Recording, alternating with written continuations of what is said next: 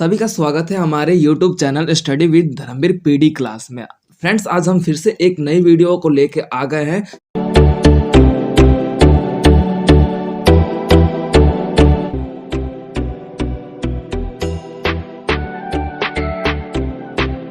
इस बुक का जो कि BHDL है 138 का अगला चैप्टर जो आपका फिफ्थ चैप्टर आ जाता है, इस फिफ्थ चैप्टर के बारे में हम जिक्र करेंगे। तो इस फिफ्थ चैप्टर का जो नाम है आत्मकथा, जूठन ओम प्रकाश वाल्मीकि। तो वो आत्मकथा,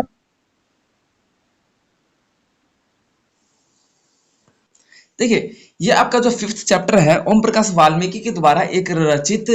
आत्मकथा है। आत्मकथा इट मीन्स की खुद की कथा, यानी कि ओम प्रकाश जी ने अपने कुछ जीवन के ऐसे महत्वपूर्ण पहलुओं को वर्णित किया अपने लेखन क्रिया के माध्यम से, जो लोगों को उजागर करना तथा लोगों के तक अपनी भावनाओं, अपने उस जीवन के कुछ महत्वपूर्ण पलों के हिस्से को लोगों तक पहुंचाने के लिए उन्होंने आत्मकथा लिखा। इट मीन्स यानी कि खुद की कथा लिखी, वो आपका आत्मकथा कहलाता है। जिसके तहत हमने ये देखा कि ओम प्रकाश वाल्मीकि का जो जन्म है, आपका देखा जाता है कि एक नीची जाति, जो एक बोल सकते हो कि उनका जो पूरी तरीके से जो जन्म की व्यवस्था है वो एक निम्न स्थान पर, एक निम्न जाति के रूप में उत्तर प्रदेश के आपका देखा जाता है कि मुजफ्फरनगर के क्षेत्र में होता है। ठीक है, जिसके अंतर्गत हमने ये देखा कि उनके जन्म से ही उनके जो माता पिता या फिर बोल सकते हैं उनके पारिवारिक संबंध थे वो ठीक थे, लेकिन उनके जो आसपास का वातावरण था, जो उन जहां पर वो रहा करते थे, उनके आप आसपास के वातावरण में जो गंदगी, जो माहौल था, जो ज्ञान जात, छोटी जात और जो उच्च जात की भावना थी, उनके आसपास के वातावरण में बखूबी हमें देखा जाता था। उनका शुरू का जीवन उनके दुखों और तथा उनके पीड़ाओं से भरपूर ही शुरू होता गया। उनके जीवन से उनके दुखों का शुरुआत होता है, जिसके तहत हमने ये देखा कि उनके स्कूली शिक्षा की व्यवस्था की बात कर लेते हैं। तो स्कूली शिक्षा में भी ओम प्रकाश वाल्मीकि ने जिस कदर से अपने आत्मकथा में वर्णित किया कि किस तरीके से उनके जो गांव है, यानी कि जो भारत के जो हो सकते क्षेत्र है उत्तर प्रदेश में, उनका जो निचले क्षेत्र की बात कर लेते हैं, तो वो जिस क्षेत्र में रहते थे वहां पे आसपास गंदगी और गंदगी का फैलाव रहा करता था। जिसके अंतर्गत हमने ये देखा कि लेखक जो नीची जातियों में जन्म लिए थे, जो त्यागियों के रूप में जाने जाते थे, जो बुरे यानी कि जो त्यागी लोग थे, इन पर बुरे व्यवहार किया करते थे, यानी कि बुरी तरीके से इन पर मतलब अपनी प्रताड़ना या फिर बोल सकते हो इन पर अत्याचार किया करते थे। त्यागी वो लोग थे जो उच्च जाति के लोग कहलाते थे। ठीक है, और ये नीचे जाति के लोग के रूप में इनका जो जन्म हुआ था। तो इस स्थिति में आपका देखने को मिला कि ओम प्रकाश वाल्मीकि जी के द्वारा जिस जिस तरीके से अपनी भावनाओं को व्यक्त करते हुए इन्होंने अपने जीवन की दुखदाई पीड़ाओं का वर्णन किया, तो इसमें बखूबी ओम प्रकाश वाल्मीकि ने बताया कि जो त्यागी के बच्चे होते थे उनको स्कूल में किस तरीके से छेड़ा करते थे, किस तरीके से उन्हें छोटी छोटे मतलब बोल सकते हैं कि छोटे छोटे व्यंग्यात्मक व्यवस्था से उन्हें किस पर व्यंग किया करते थे।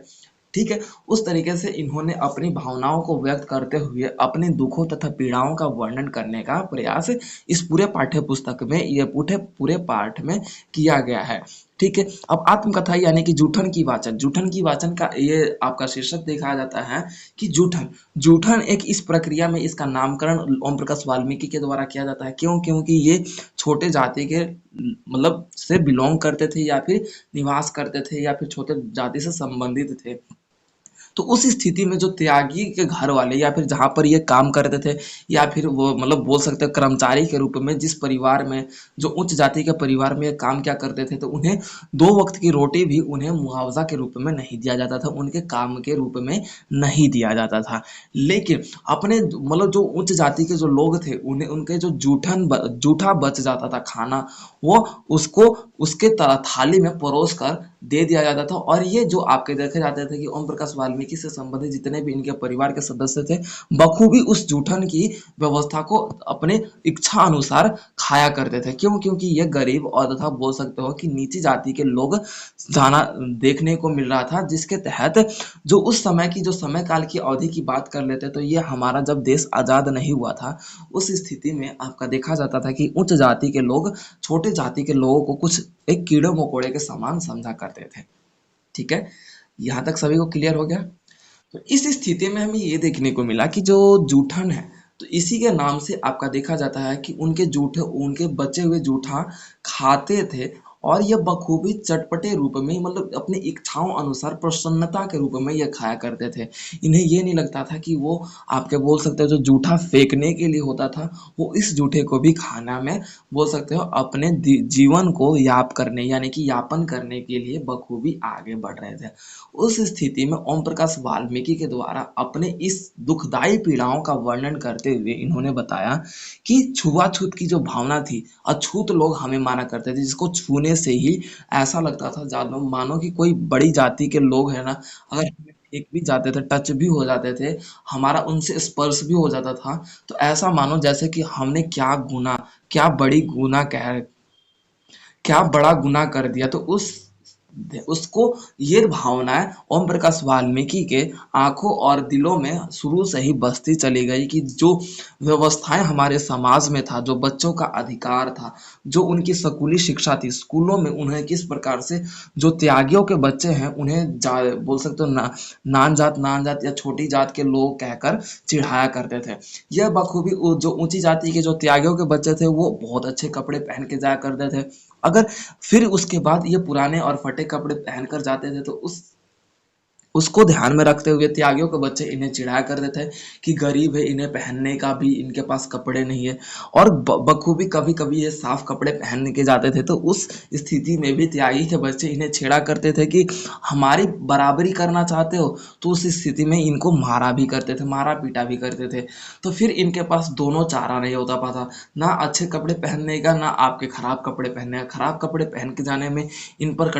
व्यंग किया जाता था, कटाक्ष किया जाता था, व्यंगात्मक शैली के रूप में त्यागियों के बच्चे इन पर जाति के रूप में कटाक्ष किया करते थे। तो ओम प्रकाश वाल्मीकि का जो जीवन है दुखों और पीड़ाओं से भरपूर था, जिसके अंतर्गत इनकी स्कूली शिक्षा में भी इनके जो उच्च स्तर के जो देखे जाते थे, तो टीचर थे, हेडमास्टर थे, जो आपके कलीराम जो लेखक के रूप में देखा गया। तो किस तरीके से आपके देखे जाते हैं इनको स्कूल में भी प्रवेश करने का अधिकार नहीं था, जिस तरीके से इनके पिता ने बहुत कठोरता के रूप में इनको आगे बढ़ाना और उनके शिक्षा दिलाने का प्रयास किया। तो इस तरीके से कॉलेज में या फिर अपनी स्कूली शिक्षा में भी इन्होंने बहुत ही व्यंग किया। इनके जो हेडमास्टर, इनके जो शिक्षक जो थे, इनसे झाड़ू यानी कि पूरे बरामदे की झाड़ू लगाकर काम करवाया करते थे। और यही काम ये देखने को मिला कि इनको बखूबी करवाने में, यानी कि जो हेडमास्टर इनको पढ़ाई ना करवा के इनको काम करवाने के लिए प्रोत्साहित होते थे और काम बखूबी रूप में करवाने का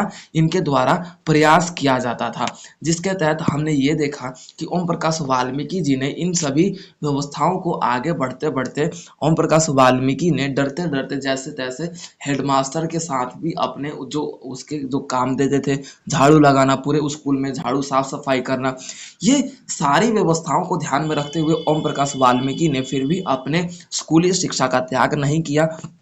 और एक बार ऐसा सीन हुआ, एक बार ऐसी व्यवस्था आई कि झाड़ू लगाते समय इनके पिता ने इन्हें देख लिया। और उस स्थिति में आपका देखा जाता है कि ओम प्रकाश वाल्मीकि को आवाज देते हुए मुंशी जी, यानी कि इनके पिता ओम प्रकाश वाल्मीकि के जो पिता थे ना, इनको मुंशी जी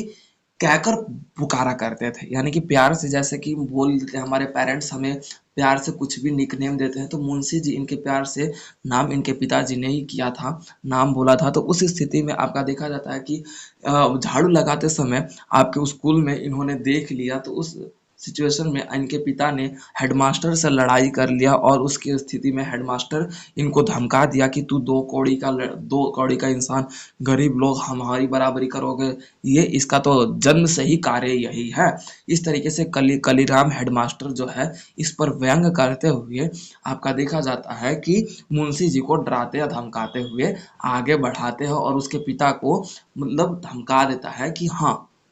यहाँ से चले जाओ, अन्यथा तुम्हारे ऊपर जो कार्रवाई होगी, मुंह तोड़ जवाब देने की व्यवस्था होगी। तो इनके पिता भी बोल सकते हो कि शांत व्यवस्था में नहीं थे, वो घूट रहकर अपने बच्चे की शिक्षा के लिए हेडमास्टर कलीराम का कुछ जवाब नहीं दिया। और उनका विरोध करते हुए आगे चले गए। फिर उसके बाद आपका देखा जाता है कि इनके पिता ने संगठन बनाया और आम नागरिकों को इकट्ठा करने का प्रयास किया कि हाँ, उस हेडमास्टर के प्रति मतलब जो भी समस्याएं थी, जो परिस्थितियां थी, उस परिस्थितियों के विरुद्ध लोगों को इकट्ठा करने का प्रयास किया। और उन्होंने अलग अलग लोगों के घर के दरवाजे खटखटाए कि हमारे साथ आप आइए। और देखा जाता है कि कोई भी व्यक्ति उनके साथ खड़ा नहीं होता और चूड़े चमाड़ कह के इन्हें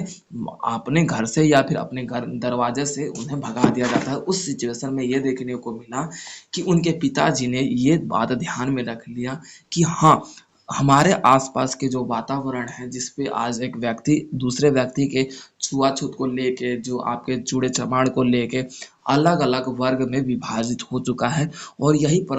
परिस्थिति जो थी, धीरे धीरे मुंशी प्रेमचंद जो सॉरी आपके ओम प्रकाश वाल्मीकि जो थे, यानी कि इनके मुंशी जी थे ना, ओम प्रकाश वाल्मीकि के पिता ने क्या नाम रखा था? मुंशी जी, ठीक है। अब उसके बाद देखने को मिला कि ओम प्रकाश वाल्मीकि ने अपनी शिक्षा को जैसे तैसे करते हुए आगे बढ़े। इन्होंने फिर फसलों की कटाई तथा गेहूं की खेती करते हुए मोहल्ले में जिस तरीके से लगाए गए गेहूं को कटाने के लिए दोपहर में ही काम करने लगते थे।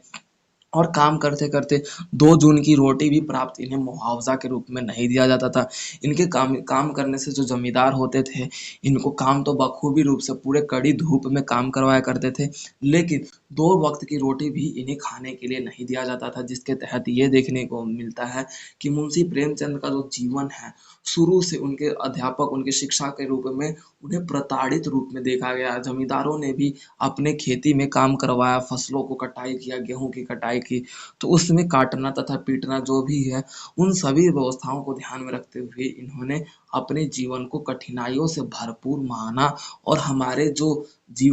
जो वातावरण की उस समय स्थिति थी, उस स्थिति के कारण ओम प्रकाश वाल्मीकि का जो जीवन है बहुत दुखों और पीड़ाओं से भरपूर रहा। जिसके तहत ये देखने को मिलता है कि ओम प्रकाश वाल्मीकि ने इन्हीं सभी बातों को ध्यान में रखते हुए यहाँ आपका देखा जाता है कि ये आपके गेहूं की कटाई और जो गेहूं की खेती की फसल जो होती थी, उसका बखूबी कार्य करते करते अपनी शिक्षा को आगे बढ़ाते हुए आगे बढ़े। और ये देखने को मिला कि इन्होंने अपनी जो व्यवस्था थी, अपने जीवन को सुधारने के लिए इन्होंने अपने लक्ष्य बनाए और अपने लेखन क्रिया के माध्यम से ही आगे बढ़े। और ओम प्रकाश वाल्मीकि का ये जो जीवन रहा है, बहुत दुखों और अछूत तथा जाति पात के विवादों से भरपूर रहा है, जिनको ये देखने को मिला कि इन्हीं को अधिकारों से वंचित रखा। कोई भी अधिकार, जैसे कि आपके बोल सकते हो, अगर कोई उनके जो स्कूल की बात कर लीजिए तो स्कूल में जिस प्रकार से अगर उन्हें पानी पीने का भी इजाज़त नहीं होता था कि खुद से वो स्वयं कल यानी कि हैंडपंप चला के वो पानी पी सके, वो यहाँ तक का भी इजाज़त नहीं था। तो उस स्थिति में यही देखने को मिला कि इन पर अनेक प्रकार के अत्याचार हुए। जिस तरीके से इसके हेडमास्टर यानी कि ओम प्रकाश वाल्मीकि के हेडमास्टर ने भी किस तरीके से गला पकड़ते हुए, एक जैसे कि भेड़िया एक बच्चे को दबोच लेता है, वैसे ही गला पकड़ के किस तरीके से बरामदे में आके पटक देते हैं कि हाँ, साफ सफाई, तुम्हारा पढ़ने का अधिकार नहीं है। इस तरीके से करते करते ये देखने को मिलता है कि ओम प्रकाश का जो जीवन है, ओम प्रकाश वाल्मीकि का जो जीवन है, दुखों और पीड़ाओं से पूर्ण तरह से भरपूर है। और भावुकतापन से और तथा करुणा रूप में ये आपके ओम प्रकाश वाल्मीकि ने अपने जीवन को व्यक्त करते हुए भारत की जो सोच व्यवस्था थी, जो उस समय की जो व्यवस्था थी, जो भारत में चल रही थी, उस पर व्यंग्यात्मक शैली के माध्यम से ओम प्रकाश वाल्मीकि ने अपनी आत्मकथा के रूप में अपने इस कुछ जीवन के महत्वपूर्ण पहलू, जो कि दुखद ही पहलू था, उसी पहलू को उन्होंने अपने इस बोल सकते हो आत्मकथा में प्रस्तुत करने का प्रयास उनके द्वारा किया गया था। क्लियर है? ओके, ये है आपका। अब आ जाता है चैप्टर नंबर 6, आ जाता है कविताएं। कविताएं जिसमें हमने ये देखा कि कवियों के द्वारा लेखन क्रिया करने की व्यवस्था को ही कविताएं कहा जाता है, जिसमें आपके सूरदास आ जाते हैं, आपके तुलसीदास आ जाते हैं, कबीरदास हो जाते हैं, ठीक है, मीराबाई भी आ जाती है। तो इनके जो लेखन क्रिया में या फिर इनकी जो कविताओं में कुछ वर्णित किया गया, जो इतिहास के कुछ घटनाओं के महत्वपूर्ण कवियों के रूप में इन्हें जाना जाता है, आज भी इन्हें बखूबी याद किया जाता है। तो इनकी जो कविताएं होती थी, छंद छंद से भरपूर तथा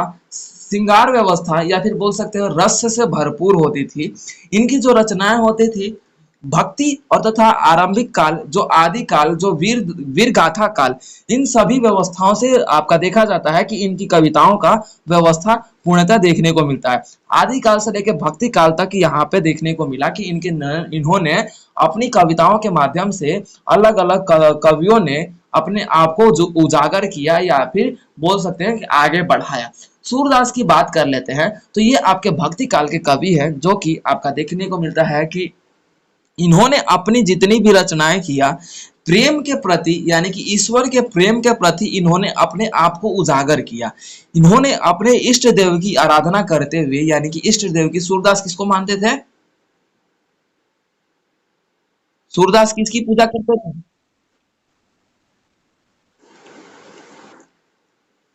यानी कि सूरदास आपके देखे जाते हैं श्री कृष्ण की आराधना करते हुए आगे बढ़ते हुए अपनी पूजा में या फिर बोल सकते हैं अपनी व्यवस्थाओं में आगे बढ़ते हुए सूरदास का जो देखा जाता है कि ये जन्म से ही अंधे के रूप में माने जाते हैं, जिसके तहत हमने ये देखा कि इन्होंने अपनी शुद्ध बुद्धि भी आगे जाके प्राप्त किया और अपनी रचनाओं के माध्यम से, अपनी प्रेम लीलाओं के माध्यम से, अपने ईश्वर के प्रति प्रेम तथा उसके प्रति आराधना करते हुए अपने आप को आगे बढ़ाते हुए इन्होंने कविता की रचना की यानी कि कवि व्यवस्था की रचना की, जिसके अंतर्गत भक्ति काव्य आपके देखे जाते हैं। इन्होंने इनकी रचना बहुत ही भावुकता तथा रसों से भरपूर, जो एक भक्त और अपने बोल सकते हो कि ईश्वर के प्रति किस तरीके से प्रेम उजागर करता है, किस तरीके से वो जागृत करता है, वो अपने श्री कृष्ण की लीलाओं में इन्होंने अपने आप को बखूबी वर्णित किया है। श्री कृष्ण की लीलाओं का, बाल लीलाओं का, ये क्रीडांगनाओं का इन्होंने अपना रचना करते हुए श्री कृष्ण की बाल्य अवस्था की बखूबी रचना करते हुए इन्होंने श्री कृष्ण की व्यवस्थाओं को आगे बढ़ाया। उनके जीवन व्यवस्था तथा उनके जो बोल सकते हो गोपियों द्वारा रचाए गए रासलीला, जो बोल सकते हैं कि श्री कृष्ण की लीला भी कही जाती है, उन्होंने इस रचनाओं के माध्यम से लोगों को श्री कृष्ण की व्यवस्थाओं तथा उनके जीवन से संबंधित जितनी भी बातें हैं उन्होंने व्यक्त किया। अब इसके तहत हम देखते हैं कि जो आपके देखे जाते हैं कि सूरदास जिस तरीके से आपके श्री कृष्ण के व्यवस्था को रचना करते हुए अपने आप को भक्ति काव्य के रूप में या फिर भक्ति काल के कवि के रूप में आगे बढ़ाते हैं। इनके जो व्यवस्था थी, इनकी जो रचना थी, भाव पक्ष के रूप में देखा जाता है, यानी कि जो इनकी रचनाओं में भाव देखा जाता है, भाव यानी कि फीलिंग्स, किसी चीज की भावनात्मक व्यवस्था देखी जाती थी इनके रचनाओं में। ठीक है, जैसे कि आपका श्रृंगार चित्रण हो गया, लीला हो गया, दैन्य भाव हो गया, इस तरीके से जितनी भी ये है, ये हमारे भाव है, ये हमारे फीलिंग्स है। ठीक है, ये हमारी भावनाएं हैं। श्रृंगार किसकी भावनाएं थी? जैसे कि अब रासलीला श्री कृष्ण ने गोपियों के साथ रचाया, तो वो क्या है, एक बोल सकते हो कि प्रेम की लीला हो गई। ठीक है, तो उस तरीके से आपने देखा कि सूरदास ने अपनी रचनाओं के माध्यम से श्री कृष्ण की व्यवस्थाओं का वर्णन करते हुए आगे बढ़ाया। ठीक है, अब उसके तहत हमें ये देखने को मिला कि आपकी इनकी रचनाओं का जो शिल्प है वो बहुत ही मार्मिक तथा जो शब्दों का प्रयोग है वो ब्रज भाषा तथा ब्रज व्यवस्थाओं के रूप में लिखा गया। ठीक है, जिसके तहत हम देखने को मिलता है कि इनमें जो शब्दों का प्रयोग था तत्सम और समुचित मिश्रण शब्दों का प्रयोग इनके द्वारा किया जाता था और ब्रज भाषा के माध्यम से इन्होंने अपनी रचनाओं में अपने आप को आगे बढ़ाया। शुरू शुरू से ही काव्य की व्यवस्था को और तथा गीत गीत के रूप में प्रस्तुत करने का इनका प्रयोग देखने को मिलता था।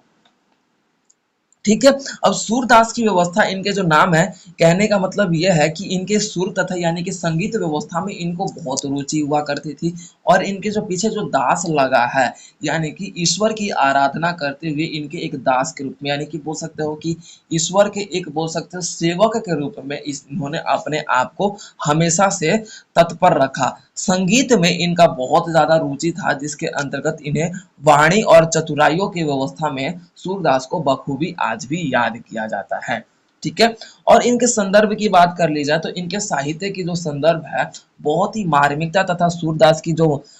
शैलियां हैं वो शैली जीवन से संबंधित तथा आपका देखा जाता है कि श्री कृष्ण की भावनात्मक जीवन तथा उनके प्रेमिका और तथा उनके पारिवारिक, जैसे कि आपका देखा जाता है कि सुदामा हो गया, गोपियाँ हो गई, जो उनके आसपास सहपाठी जितने भी उनके मित्र थे, ठीक है। जिस तरीके से उन्होंने वृंदावन में आपका देखा जाता है कि अपना रास जो भी है वृंदावन में अपने आप को रोके, और जिस तरीके से उन्होंने वाटिका या फिर जो अभी गोपियों के साथ वो वृक्ष के नीचे बैठ के लीलाएं किया करते थे, उन सभी व्यवस्थाओं का सूरदास ने बखूबी रचना करते हुए कविताओं के माध्यम से श्री कृष्ण की व्यवस्था को आगे बढ़ाया। अब उसके बाद आ जाता है इसमें तुलसीदास। तुलसीदास जो कि आपके देखे जाते हैं कि ये भी आपके भक्ति काल के कवि ही माने जाते हैं, जो कि रामचरितमानस की जो रचना इनके द्वारा ही मानी जाती है। रामचरितमानस की जो अब उसके बाद हमारे जैसे कि तुलसीदास जो कि रामचरितमानस के रचनाकार माने जाते हैं, रामचरितमानस इनके द्वारा ही रचना किया गया था। तुलसीदास आपके देखे जाते हैं कि राम तथा बोल सकते हो विष्णु भगवान के जो अवतार के रूप में देखा जाता है कि राम ने जिस तरीके से राम और सीता जिस तरीके से इनका जो वनवास हुआ, राम के जीवन से संबंधित राम का जिस तरीके से जन्म हुआ, किस तरीके से उन्होंने दशरथ पुत्र के रूप में जन्म लिया, और किस तरीके से उन्होंने 14 वर्ष का वनवास काटा, रावण के साथ जो युद्ध हुआ, इन्होंने बखूबी रूप से अपनी व्यवस्थाओं के रचना के माध्यम से एक बोल सकते हैं कि हमारे समाज में एक भगवान के रूप में, भगवान का जीता जागता एक उदाहरण के रूप में प्रस्तुतिकरण के माध्यम से इन्हों बखूबी व्यक्त करते हुए अपनी क्रियाकलापों में भक्ति काल को इन्होंने भी आगे बढ़ाते हुए प्रयास किया, और इनके व्यवस्थाएं हमें ये देखने को मिले कि भक्ति काल का बखूबी एक नज़ारा था, जिसके तहत हमने ये भी देखा कि इन्होंने अपनी जितनी भी रचनाएं की, यानी कि रामचरितमानस से लेके जितनी भी अलग अलग रचनाएं की, इन्होंने अपने आप को भक्ति तथा गीतावली व्यवस्था में रचना किया। गीतावली का मतलब होता है यानी कि एग्जैक्ट जैसे गीत गाने की व्यवस्था हो, कुछ बातें हम ऐसे बोले जैसे कि हम वो गीत गा रहे हो, ठीक है। तो इन्होंने अपनी रचनाओं में गीतावली व्यवस्था को आगे बढ़ाने का प्रयास किया, ठीक है। इनके जो भाव पक्ष है वो अपने ईश्वर के प्रति निष्ठा पूर्वक देखने को मिलता। निष्ठा पूर्वक यानी कि बिना किसी छल कपट, बिना किसी भेदभाव, बिना किसी व्यवस्थाओं को, बिना किसी स्वार्थ के रूप में इन्होंने अपने ईश्वर के प्रति रचनाएं किया और उनको आगे बढ़ाने का प्रयास किया। अपनी रचनाओं के माध्यम से यानी कि कविता के माध्यम से इन्होंने राम के चरित्र जीवन के बारे में चर्चा करते हुए व्यक्त किया कि किस तरीके से एक राजा का जो कर्तव्य होता है अपनी प्रजा को खुशहाल तथा उस अपनी प्रजा के अनुसार ही फैसले सुनाने का व्यवस्था देखने को मिलता है। तो इनके माध्यम से हमारे जीवन में जो परिवर्तन आते हैं कि अपने दिए गए पिता के वचनों का उसका सम्मान किया जाता था, अपने जो परिवार की एकता है उसको टूटने ना दिया जाए, और अपने द्वारा जो धर्म है उस धर्म का पालन किया जाए, और राजा का जो कर्तव्य होता है उस कर्तव्य का पालन किया जाए। उन्होंने इस बात को उजागर करते हुए अपने आप को आगे बढ़ाया, और उस तरीके से एक भगवान और तथा ईश्वर जिस तरीके से आपका देखने को मिलता है कि ईश्वर और जो मनुष्य हैं उनके बीच किस तरीके से हमारा व्यवस्था देखने को मिलता है, हमारी जो स्थिति है, जो हमारा संबंध है वो देखने को मिलता है। तो इस माध्यम से इन्होंने तुलसीदास ने रामचरितमानस की रचना करते हुए अपने आप को प्रमुख रूप से प्रचलित करने का जो जरिया है रामचरित्र ही माना जाता है, रामचरितमानस ही माना जाता है। उसके बाद आपके अगले आ जाते हैं इसे मैथिली शरण गुप्त। मैथिली शरण अब उसके बाद हमारा अगला आ जाता है मैथिली शरण गुप्त। मैथिली शरण गुप्त आधुनिक काल के काव्य धारा के जो कवि माने जाते हैं, इनके यानी कि लेखक के रूप में भी देखे जाते हैं। इन्होंने आपका देखा जाता है कि मैथिली शरण गुप्त ने इनकी जो रचनाएं थी ब्रज को छोड़ के इन्होंने गद्य व्यवस्था को आगे बढ़ाया। 19वीं सदी के अंतिम दशकों में इसकी इनकी व्यवस्थाएं देखने को मिलती है। जब 19वीं सदी चल रहा था उसका अंतिम जो दशक है यानी कि 10 साल है, उस व्यवस्था में मैथिली शरण गुप्त की जो स्थिति देखने को मिलती है, इनकी जो रचनाएं है प्रमुख रूप से भारतेंदु हरिश्चंद्र काल के रूप में देखा जाता है कि जिसमें ब्रज भाषा को समाप्त करके आपका देखा जाता है खड़ी बोली तथा आपका गद्य व्यवस्था को अपनाया जाता है। इन्होंने अपनी रचनाओं के माध्यम से मैथिली शरण गुप्त ने अपनी रचनाओं के माध्यम से समाज सुधारक व्यवस्था तथा लोकप्रिय व्यवस्था को आगे बढ़ाने का प्रयास इनके द्वारा किया गया था। इन्होंने भारतीय चरित्र व्यवस्था को अभी आगे बढ़ाया और तथा महाकाव्य की जो व्यवस्था अवधारणा थी, उन महाकाव्य व्यवस्था जैसे कि रामचरितमानस, इन महाकाव्यों में भी इन्होंने परिवर्तन करते हुए अपनी बातों में, अपने लेखन में उन महाकाव्यों का भी जिक्र करने का प्रयास इनके द्वारा किया गया था।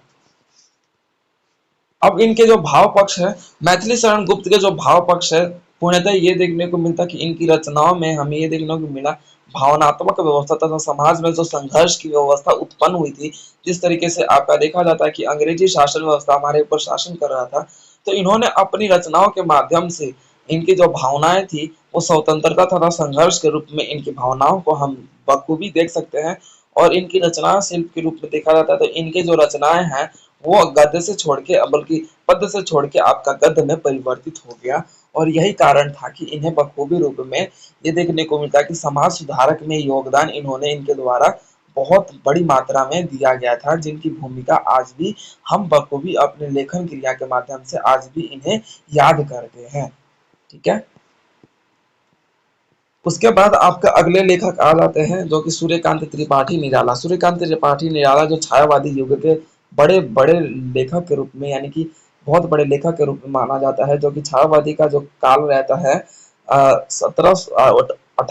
1917 और 1918 से लेकर 1935 से लेकर 1936 के दौर में रहता है। इट मीन्स कि आपका देखा जाए 1918 से लेकर 1936 तक आपका छायावादी युग के सूर्यकांत त्रिपाठी निराला को बखूबी रूप में आज भी हमारे ऊपर जाना जाता है, जिन्होंने छायावादी युग की शुरुआत की व्यवस्था का महत्वपूर्ण रूप से मोर्चा संभाला। इनके द्वारा ही छायावादी युग की प्रारंभिकता देखी जाती है, जिसमें छायावादी की बात कर लेते हैं तो इनके द्वारा जितने भी लेखन क्रियाएं किए गए, समाज में जो चल रहे थे अत्याचार थे, जो कुरीतियां थी जो समाज में चल रहे थे, जो छुआछूत थे, जिस तरीके से जो बाल विवाह, पुनर्विवाह और जो महिलाओं के रूप में भेदभाव थी, इन भेदभावों का विरोध करते हुए इन्होंने अपने लेखन क्रिया को आगे बढ़ाने का प्रयास इनके द्वारा किया गया था। और इनकी जो कथा खा बोल सकते हैं कि इनकी जो रचनाओं के जो भाव थे वो देखने को मिलता है कि कटाक्ष रूप में आपका देखने को मिलता है। जो पूर्णतः इनके जो रचनाएं थी तथा संरचना शिल्प थी, इन्होंने समाज के प्रति तथा स्वतंत्रता के जो व्यवस्था थी, अंग्रेजी शासन व्यवस्था का कटाक्ष करते हुए इन्होंने अपने आप को आगे बढ़ाया था। और तथा छायावाद युग का जन्म इन्हें ही माना जाता है। अब उसके बाद आपके अलग लेखिका आ जाते हैं महादेवी वर्मा। महादेवी वर्मा का जो जन्म है पूर्णतः देखने को मिलता है एक शिक्षित परिवार में देखने को मिलता है, जो कि इनके जन्म से ही इन्होंने अपने आप में किसी भी तरीके से कार्यकाज और किसी चीज की कमी ना होने के कारण इनका जो जन्म है बखूबी रूप में देखा जाता है कि एक शिक्षित परिवार में होने के कारण इनकी जो व्यवस्था है, पारिवारिक व्यवस्था तथा इनकी जो शिक्षा व्यवस्था थी बेहतरीन रूप में देखी जाती है। शिक्षा के लिए भी इनके घर परिवार में ही शिक्षकों को, मतलब शिक्षकों को बुलाया जाता था। और इनके तहत ये देखा जाता है कि जिस तरीके से ये समझदार होते गई, इनके लेखन क्रिया में इनकी रुचि और ज्यादा बढ़ती गई। अपनी लेखन क्रिया के माध्यम से इन्होंने समाज में जो स्त्रियों पे हो रहे अत्याचार तथा उनके अधिकारों का हनन करते हुए इन्होंने अपनी रचनाओं के माध्यम से उनके अधिकारों की मांग करने का व्यवस्था रखा। और तथा महिलाओं की जो स्थिति थी उन स्थितियों को भी उजागर करते हुए समाज के प्रति एक नया रुख, नजरिया अपनाने का प्रयास इनके द्वारा एक निर्देशित व्यवस्था में इनके लेखन क्रिया के माध्यम से हमें मिलता है। जिसके तहत हम ये देखते हैं कि इन्होंने अपनी जितनी भी रचनाएं की वो महिलाओं को सुधार, यानी कि महिलाओं की स्थिति तथा समाज में सुधार लाने का प्रयास इनके द्वारा किया गया था। तो इनके जो रचना का जो शिल्प है पूर्णतः यह देखने को मिलता है कि इनकी जो रचनाएं हैं वो समाज सुधारी व्यवस्था तथा समाज में एक नई दिशा, नई सोच व्यवस्था को जागृत करना तथा स्त्रियों की सोच व्यवस्था को आगे बढ़ाना और स्त्रियों का सम्मान करना ही शामिल होता है। क्लियर है। अब उस इस चैप्टर का आपका आ जाता है पॉइंट, आपका सारांश। सारांश की बात कर लेते हैं। इस चैप्टर का सारांश हमने ये देखा कि इसमें साहित्य तथा कवि तथा लेखन तथा पद तथा गाइड मैथिली शरण गुप्त आए, सूर्यकांत त्रिपाठी आई, महादेवी वर्मा आई। इनके द्वारा जो लेखन क्रिया है अलग अलग परिस्थितियों में कवि अपने लेखन क्रिया के माध्यम से कविताओं की रचना करते हुए कि प्रेम और तथा ईश्वर के प्रति जो श्रद्धा है उसका व्यक्त करने का प्रयास कवियों के द्वारा देखा गया, जो कि आपका सूरदास और तुलसीदास के रूप में देखे जाते हैं। और आपके देखे जाते हैं कि जो समाज सुधारक कवि है जो कि आपके तुलसीदास हो गए, मैथिली शरण गुप्त हो गए, सूर्यकांत त्रिपाठी निराला हो गए, महादेवी वर्मा हो गए। इनके जो काव्य हैं पूर्णतः ये देखने को मिला कि समाज में एक नई दिशा, एक नई सोच व्यवस्था को जागृत करने का इनके द्वारा प्रयास किया गया था। तो ये था आपका पूरा सारांश और ये था आपका चैप्टर नंबर पूरा 6 जो कि अब कंप्लीट होता है।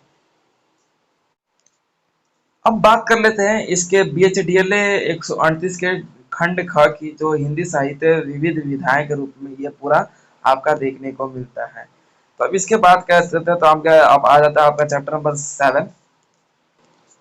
चैप्टर नंबर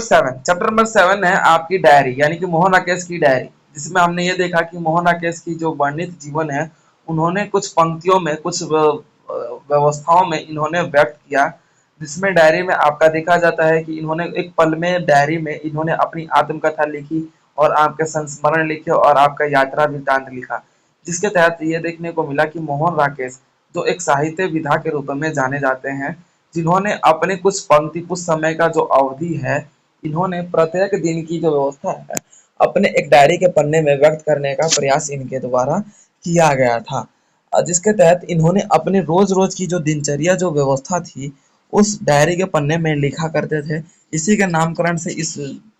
पाठ्यक्रम का नाम आता है डायरी। ठीक है। अब इन्होंने अपनी जिस तरीके से रचनाएं की, जो कि अपने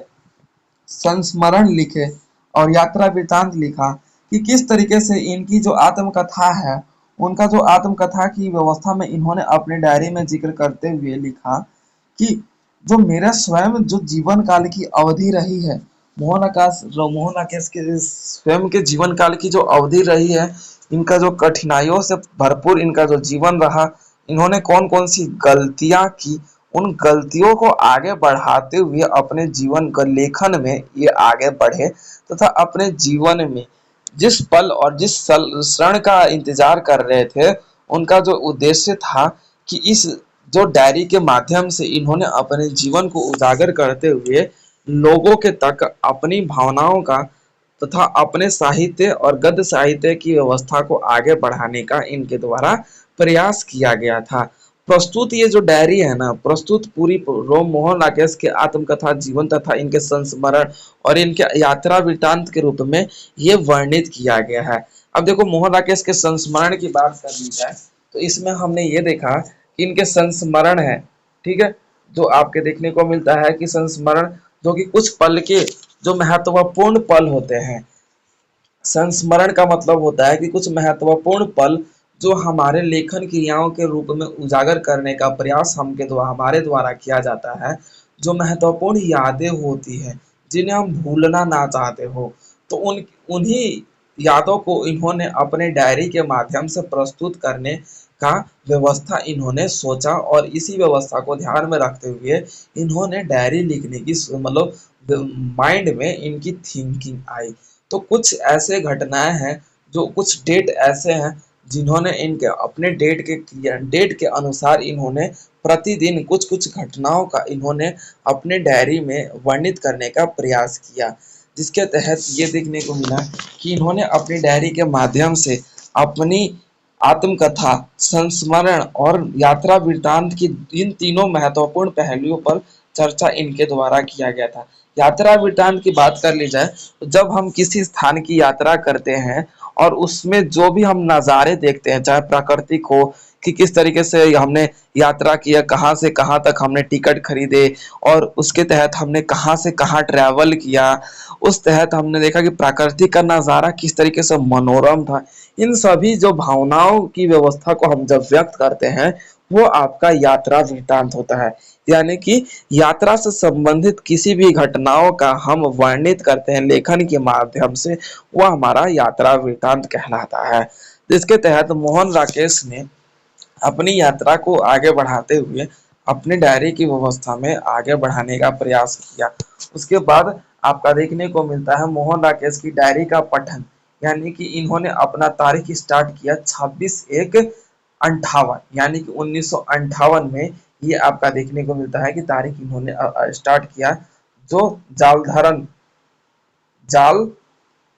व्यवस्था के रूप में इन्होंने जलांधर व्यवस्था के रूप में इन्होंने अपने आप को आगे बढ़ाने का प्रयास किया। और मतलब इन्होंने जो रचना किया ना, डायरी लिखते थे, अपने मित्र को याद करते हुए लिखा करते थे, अपने मित्र से बात करते हुए लिखा करते थे। तो इनकी जो जितने भी ये वार्तालाप है, ये आपका देखने को मिलता है कि अपने मित्र की व्यवस्था में इन्होंने अपने डायरी के उपन्यासों का लिखने का प्रयास इनके द्वारा किया गया था। अब देखने को मिला जिसमें हमने ये देखा कि डायरी के माध्यम से इन्होंने अपने जीवन से संबंधित कुछ पलों को प्रतिदिन वे उजागर करने का प्रयास इनके द्वारा किया गया था। तो मोहन राकेश की जो डायरी है, पूर्णतः उनके जीवन से संबंधित, उनके यात्रा से संबंधित और उनके संस्मरण से संबंधित वर्णित एक महत्वपूर्ण पहलू है कि किस तरीके से उन्होंने यात्रा किया। उन्हीं व्यवस्थाओं को ध्यान में रखते हुए उन्होंने अपने डायरी के माध्यम से प्रस्तुत करने का प्रयास किया गया था। क्लियर है? अब उसके बाद हमारा अगला चैप्टर आ जाता है, चैप्टर नंबर 8 है पत्र साहित्य। पत्र साहित्य की बात कर लेते हैं। तो इसमें हमारा ये आ जाता है कि अलग अलग पत्र यानी कि हमारे जो पत्र लिखने के उद्देश्य क्या होते हैं, उनके साहित्य व्यवस्था क्या होती है, जो हम पत्र लिखते हैं वो किन रूपों में लिखा जाता है, इन हम चैप्टर नंबर 8 में यही देखेंगे। पत्र लिखने की हमारी प्रक्रिया, जो हमारी व्यवस्था है, किस तरीके की पाई जाती है, और पत्र लिखने से हमारे किस तरीके से संप्रेषण की व्यवस्था पूर्ण होती है, और औपचारिक पत्र कहाँ पे लिखा जाता है। इन सभी भावनाओं को हम ध्यान में रखते हुए अपनी भावनाओं को व्यक्त व्यक्त करने के लिए भी हम पत्रों का सहारा लेते हैं, और अपने पत्रों के माध्यम से हम एक व्यक्ति दूसरे व्यक्ति से वार्तालाप की स्थिति स्थापित करने में सक्षम हो पाते हैं, तथा अपनी भावनाओं को व्यक्त करने में भी सक्षम हो पाते हैं। तो पत्र लेखन में ही हम ये देखेंगे कि हमारे लेखन लिखने की जो प्रक्रिया है पत्र की, वो अलग अलग स्थानों पे परिवर्तनशील होती है और वो बदलती रहती है, और उसकी बदलाव को ही हम पत्र लेखन के रूप में देखते हैं कि हमारे जो साहित्य है, जो हमारे पत्र लेखन की विधा है, किस तरीके से लिखी जाती है। पत्र लेखन में आपका लिखित संप्रेषण भी होता है, और आपकी लिखित संप्रेषण में प्राप्तकर्ता, और बोल सकते हो कि आपका लेखक होता है, या फिर बोल सकते हो कि प्रेषक होता है। इस तरीके से हम व्यवस्थाओं को लिखने का प्रयास करते हैं। पत्र लेखन के माध्यम से हम अपने भाव तथा आत्मविश्वास तथा अपनी आत्म भक्ति का भी प्रयोग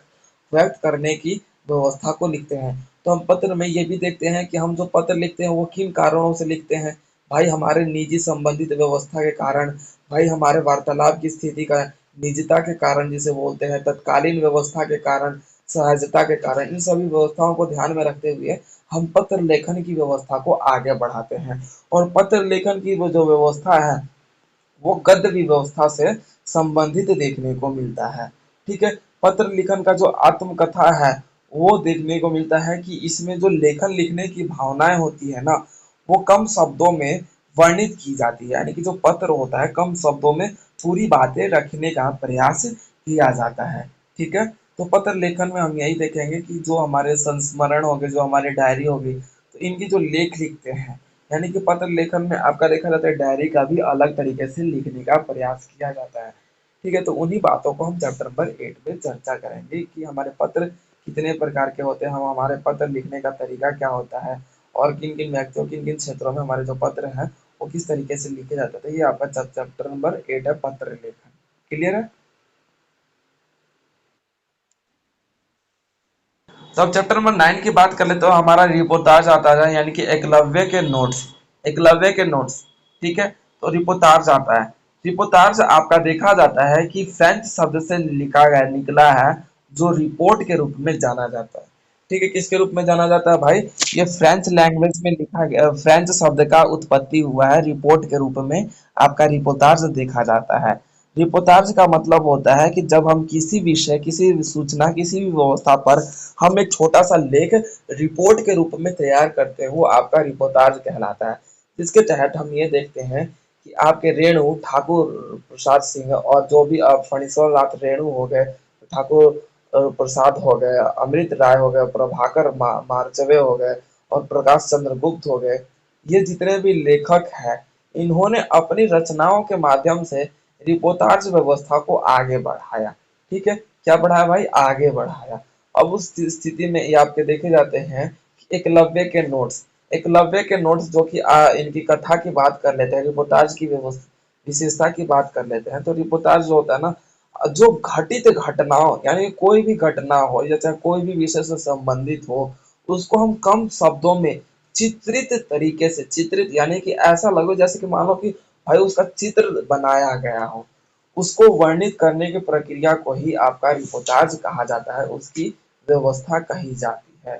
जिसमें हम ये देखते हैं कि रिपोर्टाज की जो शैली होती है ना, वो बहुत ही सरल तथा सहनाजात्मक व्यवस्था में देखने को मिलता है, तथा ये भावुक व्यवस्था के रूप में भरपूर होता है। ठीक है, जिसके तहत हम ये देखते हैं कि ये इसमें जो लेखक होता है, लेखन क्रिया होता है, यानी कि रिपोर्टाज लेखन में रेणु की भूमिका, देखो ये तब घटित होता है जब आपका द्वितीय विश्व युद्ध उत्पन्न होता है। तो रेणु अपना देखा जाता है कि हिंदी का पहला सबसे बड़ा रिपोर्ट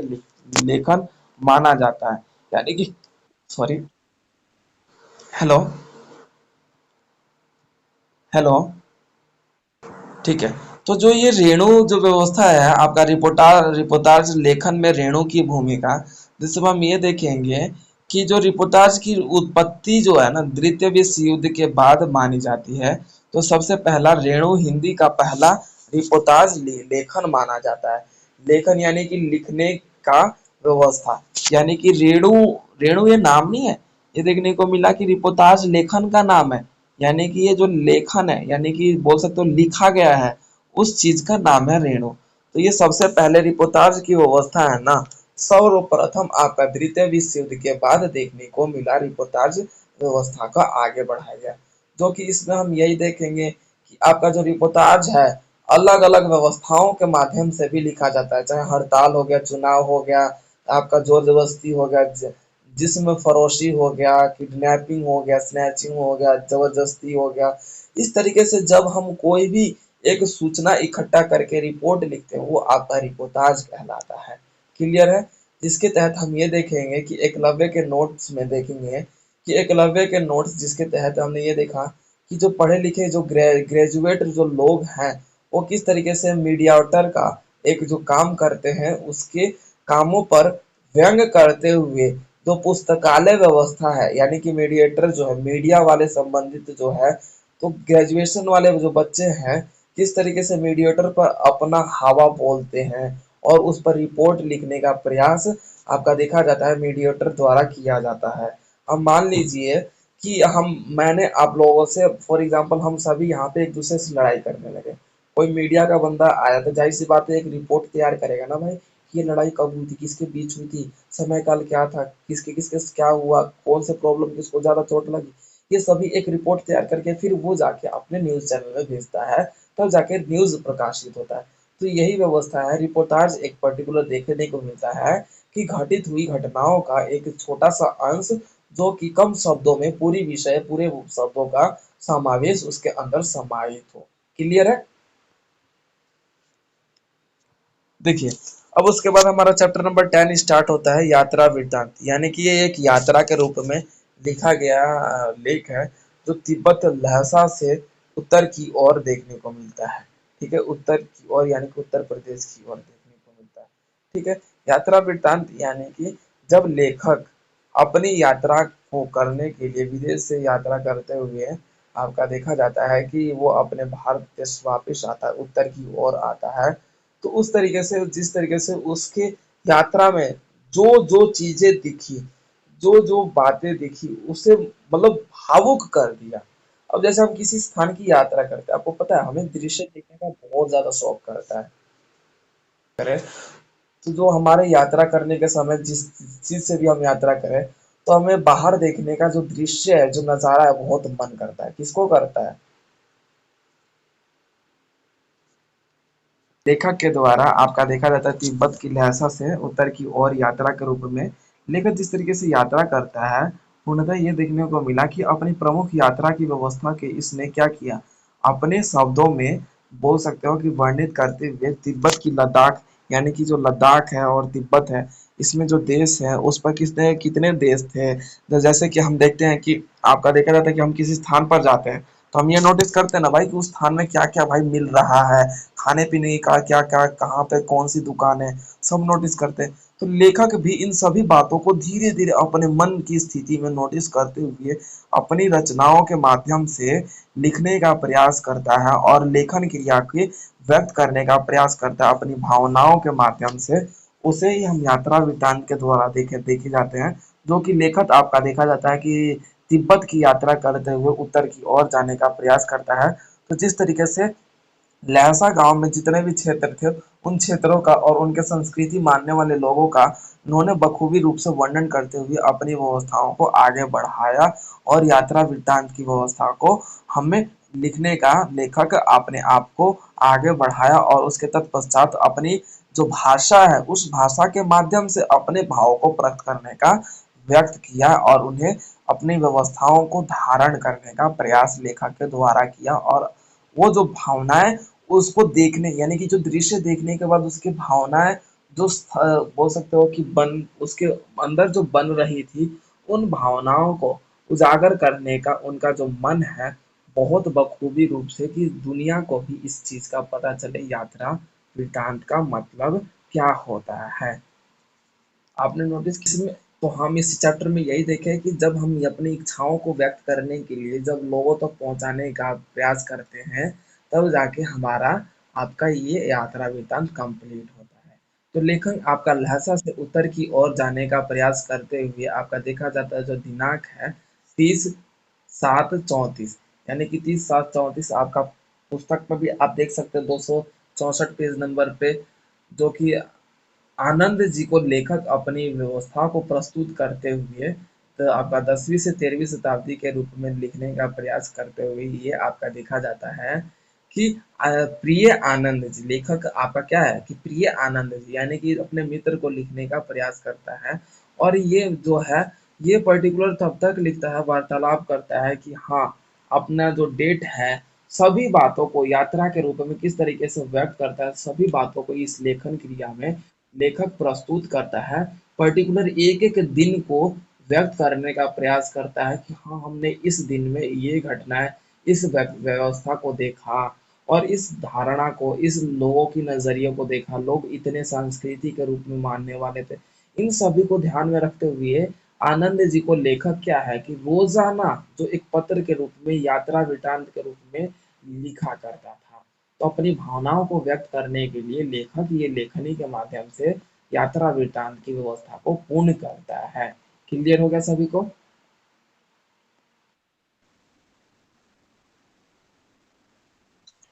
अब उसके बाद हमारा अगला चैप्टर आ जाता है जीवनी यानी कि चैप्टर नंबर 11 है जीवनी निराला के साहित्य की साधना। तो वो निराला के द्वारा ये जीवनी लिखा जाता है। जीवनी एक बोला जाता है कि खुद के जीवन से संबंधित एक लेख होता है या फिर लेखन क्रिया होता है जब हम किसी भी ऐसी घटना या फिर छोटी महत्वपूर्ण बातों को हम लिखते हुए अपनी आप की भावनाओं को प्रस्तुत करने का प्रयास करते हैं वो हमारा जीवनी कहलाता है। जिसमें हम देखेंगे कि सूर्यकांत त्रिपाठी निराला के द्वारा आपका देखा जाता है कि ये लेखन पूर्णतः लिखा जाता है अपने बायोग्राफी के रूप में जाना जाता है यानी कि बायो मतलब जीवन और ग्राफी का मतलब है वर्णन। ठीक है, जिसमें हम अपने जीवन से संबंधित कुछ अपने महत्वपूर्ण भावनाओं को व्यक्त करने तथा अपने जीवन से संबंधित कुछ पहलुओं को व्यक्त करने तथा लोगों के पास पहुंचाने का प्रयास करते हैं। तो जीवनी में आपका देखा जाता है रामविलास शर्मा भी आ जाते हैं जिन्होंने अपनी रचनाओं के माध्यम से अपने जीवन के बारे में कुछ महत्वपूर्ण पहलुओं पर चर्चा किया है। उसके बाद आपके जीवनी में आपका देखा जाता है कि निराला के साहित्य साधना का पठन भी आ जाता है कि निराला ने जो साहित्य साधना में किस तरीके से अपने जीवन को आगे बढ़ाया है उन सभी बातों का व्यक्त करते हुए इन कुछ कुछ लेखकों का वर्णन हमें इस पाठ्यक्रम यानी कि चैप्टर नंबर 10 में देखने को मिलता है कि उनके जीवन में जो संघर्ष रहा है किस तरीके से रहा है और अपने साहित्य के माध्यम से उन्होंने अपने आप को किस तरीके से आगे बढ़ाया है इन सभी को ध्यान में रखते हुए आपका देखा जाता है कि जीवनी का जो चैप्टर है ये कुछ लेखकों का समावेश है जिन लेखकों के माध्यम से अपने जीवन को व्यक्त करने के रूप में देखने को मिलता है। इन लेखक ने ही अपने जीवन में जो संघर्ष किए जो जिस प्रकार से रचनाएं की उन सभी रचनाओं का वर्णन इस पाठ्य पुस्तक में यानी कि चैप्टर नंबर 10 में आपका देखने को मिलता है। चैप्टर नंबर 11 में आपका देखने को मिलता है। जीवनी की बात कर लेते तो निराला के जो साहित्य है जिस तरीके से सूर्यकांत त्रिपाठी निराला जी जो है अपने जीवन में किस तरीके से विद्रोह तथा उसकी जो निराला का जो बचपन पूरा रहा है विरोध विद्रोह के रूप में रहा है, खुद से विद्रोह तथा अपने समाज के लोगों से विद्रोह तथा उनके पारिवारिक संबंधित व्यवस्थाओं से विद्रोह, इन सभी व्यवस्थाओं का उजागर करने के लिए सूर्यकांत त्रिपाठी निराला जी ने अपने जीवन से संबंधित कुछ उन महत्वपूर्ण दुखद घटनाओं का वर्णन करते हुए अपने जीवन की पहलुओं का अ, शब्दों में प्रकाशित करने का प्रयास इनके द्वारा किया गया है, वो आपका जीवनी है। क्लियर है? तो जीवनी में आपके भाषा शैली की बात कर लेते हैं तो इसमें ये देखने को मिलता है कि लेखक अपने महत्वपूर्ण बातों को अपने जीवन से संबंधित जो भी महत्वपूर्ण पल होते हैं, चाहे दुखद पल हो चाहे सुखद पल हो, उन सभी का व्याख्या अपने शब्दों में करता है, वो आपका जीवनी कहलाता है। इसके तहत इसकी शैली देखी जाती है, भावनात्मक शैली तथा करुणा से भरपूर तथा दुखों से भरपूर इसकी शैली देखने को मिलता है। क्लियर है? अब उसके बाद हमारा 9th चैप्टर है संस्मरण, सॉरी 12th चैप्टर है आपका संस्मरण। संस्मरण जो कि आपके महादेवी वर्मा का कुछ महत्वपूर्ण यहाँ पे अंश देखने को मिलेगा। संस्मरण का मतलब होता है कि हमारे जीवन में कुछ ऐसे यादें, कुछ ऐसे पल जिसमें हमारे जीवन में एक नया परिवर्तन लाया हो, वो हमारे संस्मरण कहलाता है। संस्मरण जिसे एक ऐसा लेखन जिसको हम कुछ पलों को याद करके अपनी लेखन क्रियाओं के माध्यम से अपनी भावनाओं को व्यक्त करते हैं, वो हमारा संस्मरण कहलाता है। तो महादेवी वर्मा द्वारा संस्मरण की बात कर ले जाए तो महादेवी वर्मा द्वारा जिस तरीके से संस्मरण को आगे बढ़ाया गया या उजागर किया गया, जिसके तहत महादेवी वर्मा ने अपने जीवन में किस तरीके से संघर्षों का सामना किया और उनका जो संघर्ष रहा है जीवन की प्रस्तावना के रूप में, उनका जो जीवन है, उनका जो साहित्य है, उन्होंने अपने साहित्य में जिस तरीके से संस्मरण की साहित्य की बात कर लेते हैं, तो उन्होंने अपने साहित्य में बस महिलाओं के सुधार तथा महिलाओं की स्थितियों में व्यंग करते हुए कि समाज में जो महिलाओं की स्थिति है, उन स्थितियों का व्यक्त करते हुए आपका देखा जाता है कि संस्मरण की व्यवस्था को पूरा किया जाता है। ठीक है? अब उसके तत्पश्चात ये देखने को मिला कि महादेवी वर्मा ने जो आपके संस्मरण जो लिखे हैं या फिर महिलाओं के लिए सुधार व्यवस्था को आगे बढ़ाया है,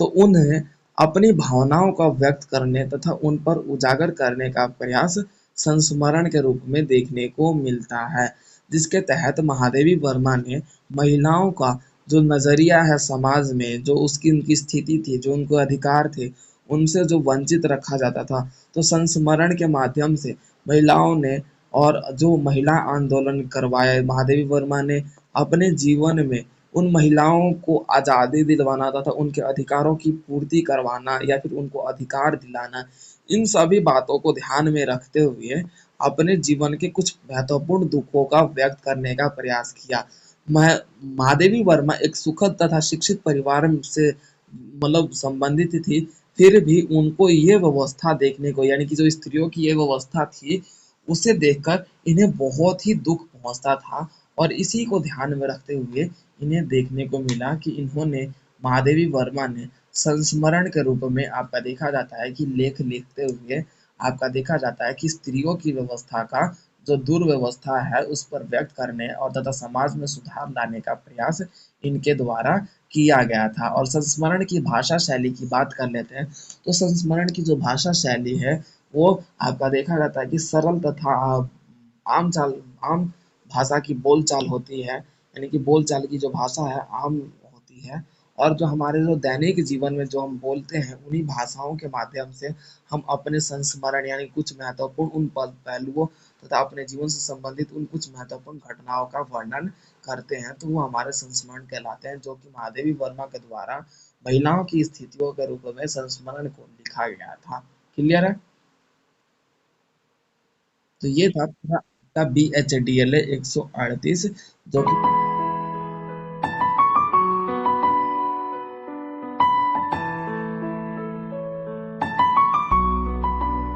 तो वीडियो को like, comment, share and subscribe करना ना भूलें।